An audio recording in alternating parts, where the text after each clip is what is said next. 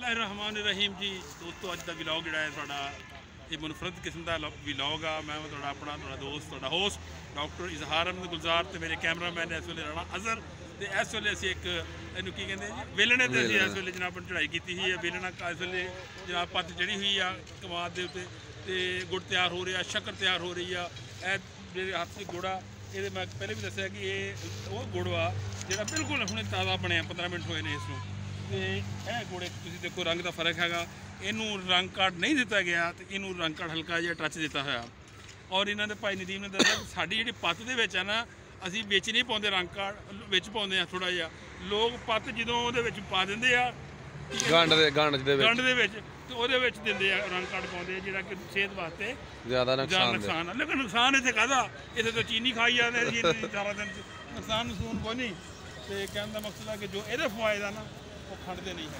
लिहाजा तुम जिथे भी तुहानूं मिलता गुड़ खाओ, शक्कर खाओ बिल्कुल और इन्हें इस्तेमाल करो तो अपनी जान बनाओ, सेहत का ख्याल रखो। सेहत बड़ी अनमोल दौलत है, यदा निमुल बदल ही कोई नहीं है। सेहत जी आ अनमुली दौलत मिली हुई है, असीं कदर नहीं करते।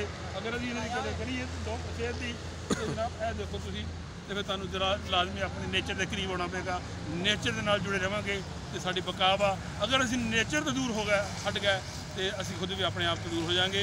साडी जी सेहत आ वो अफजल आ, हर चीज़ तो अगे ये कोई समझौता नहीं, ये कोई ऐसी बात नहीं कि जी ये बारे दसनी पवे कि सेहत एक वो दौलत आ जी सानू बगैर किसी खर्चे तो मिलती है।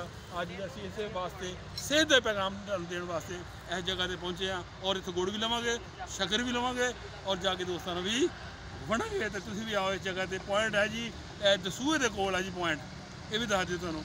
बरलवे रोड समुंदरी रोड है सब दिखाओ जरा इन्हों समुंदरी रोड बरलवे असी जी इस वे खड़े हैं। इस देखो जी रोड है समुंदरी रोड की तो दसूआ पॉइंट है झग दसूआ इतने असीं आए हैं तो तुसीं भी आओ। हाँ जी इस तरह सारा काम होंगे तुहानूं थोड़ा जिहा मोटिवेशन देनी तो अगे मेरे दोस्तों ने आपे आना आके खरीदो तो जाके करा दोस्तों को अपना गिफ्ट भी करो तो घर भी इस्तेमाल करो। जिहदे वास्ते रहो। पाकिस्तान जिंदाबाद।